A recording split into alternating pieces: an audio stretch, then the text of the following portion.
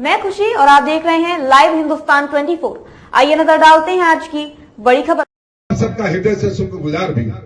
मित्रों, हमारे बीच हम सब लोग विधानसभा का से लेकर पूरे जनपद में, इस जनपद में कुछ विधानसभाएं किसी दूसरे लोकसभा में आती हैं और कुछ दूसरी लोकसभा में आती है, और चाहे जिस लोकसभा में आती हो, जो सातों हमारी विधानसभाएं हैं, जिन भी लोकसभा के अंतर्गत आती हो, एनडीए का हमारा जो प्रत्याशी लड़ रहा है उसे हम सबको बढ़ चढ़कर उसमें हिस्सेदारी और भागीदारी अपनी सुनिश्चित कराने की जरूरत है। यह हमारे राष्ट्रीय अध्यक्ष जी का निर्देश है, हमारे कार्यकारी हमारे राष्ट्रीय अध्यक्ष हम सबके मार्गदर्शक माननीय आशीष सिंह जी का निर्देश है।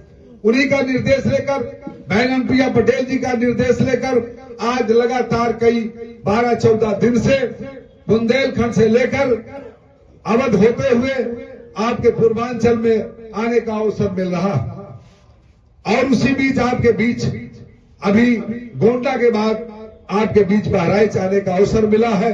कल श्रावस्ती है, बलरामपुर है, सिद्धार्थनगर है, बस्ती है, अंबेडकर नगर है, जौनपुर है, तब जाकर हमारा दूसरा चरण समाप्त होगा। फिर उसके बाद 8 तारीख से हमारे तीसरे चरण की शुरुआत होगी। मित्रों, एक ही बात है, एक ही संदेश है, कुछ और दूसरा नहीं है कि अपना दल यश का एक एक कार्यकर्ता निष्ठावान सिपाही है, जिसके ऊपर आज तक किसी पार्टी, किसी दल के लोगों ने उंगली उठाने की कोशिश नहीं की है, ना तो हमारे दल पर प्रश्न चिन्ह लगाने की कोशिश की है। जो भी कैंडिडेट मिला है, जो भी हमारे एनडीए का प्रत्याशी मिला है, हमारे दल के लोगों ने ईमानदारी के साथ, उन्हें साधन मिला तो, नहीं मिला तो, वो जहां भी रहा वो एनडीए का प्रचार प्रसार अपने दिल और दिमाग से कर रहा है। इससे कोई दो राय नहीं है।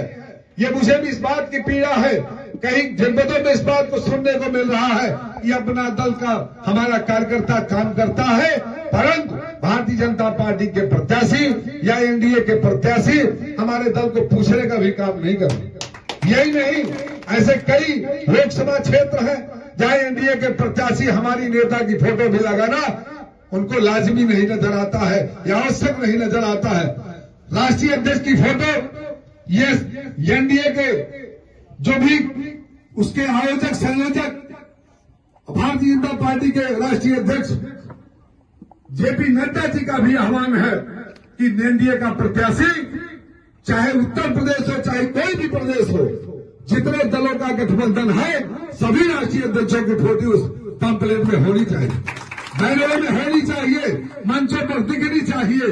अगर नहीं लगाते तो आप क्या दिखाना चाहते हैं, कौन सा संकेत देना चाहते हैं कि हम अपने अकेले दम पर चुनाव जीत रहे हैं? जब आपकी पार्टी के बड़े बड़े पुरोधा हमारे छोटे छोटे दलों से गठबंधन करके अपनी ताकत का इजाफा करते हैं, पूरे प्रदेश के अंदर अपनी पार्टी को बना करके पूरे एनडीए सरकार आज 2014 से लेकर आज 2024 चल रहा है। ये ऐसा दल है जिसने ईमानदारी के साथ भारतीय जनता पार्टी के साथ अपना गठबंधन धर्म निभाने का काम किया। अपना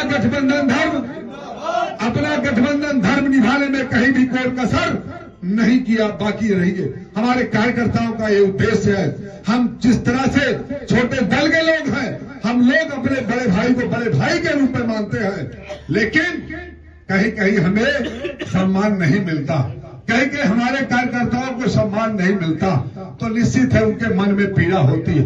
लेकिन मित्रों, आप अपना दल के सिपाही हैं, आप बहन अनुप्रिया पटेल के सिपाही हैं, आप डॉक्टर साहब सोनेलाल पटेल के विचारों पे चलने वाले लोग हैं और माननीय आशीष सिंह के बताए हुए रास्ते पे चलने वाले लोग हैं।